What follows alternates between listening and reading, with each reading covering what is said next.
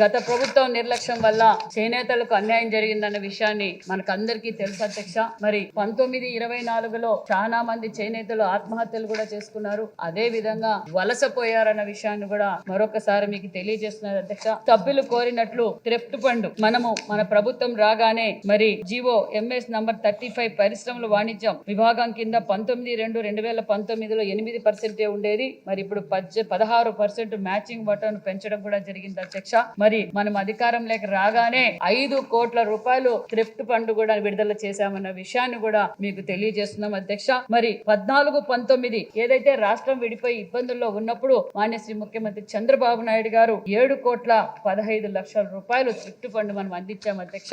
మరి 19-20 నా నేతన్నలు అని చెప్పి ఓటేయించుకొని కనీసం థ్రిఫ్ట్ ఫండ్ కూడా వాళ్ళకి అందజేయలేదన్న విషయాన్ని కూడా మీకు తెలియజేస్తున్నాం అధ్యక్ష. 19-24 వరకు 1 కోటి రూపాయలు ఇచ్చారు అధ్యక్ష. మరి 24-25 బడ్జెట్ లో మనము 5 కోట్ల రూపాయలు ఇచ్చామన్న విషయాన్ని కూడా మీకు తెలియజేస్తూ 7,129 లబ్ధిదారులకు లబ్ధి పొందిందన్న విషయాన్ని కూడా మీకు తెలియజేస్తున్నాం అధ్యక్ష. అదే విధంగా చేనేత కార్మికులకు ఎన్టీఆర్ భరోసా పథకం ఏదైతే మాన్యశ్రీ ముఖ్యమంత్రి చంద్రబాబు గారు ఎన్నికల సమయంలో 50 సంవత్సరాలకే పెన్షన్ ఇస్తామన్నాం అధ్యక్ష. ఆ విధంగా మనం ఎన్టీఆర్ భరోసా అమలు చేస్తున్నాం. ఏప్రిల్ 1వ తారీఖు నుంచే 3,000 ఉన్న పెన్షన్ ని 4,000 రూపాయలు అందజేస్తూ 92,724 మందికి 445 కోట్ల రూపాయలు అందజేశామన్న విషయాన్ని కూడా మీకు తెలియజేస్తున్నాం అధ్యక్ష.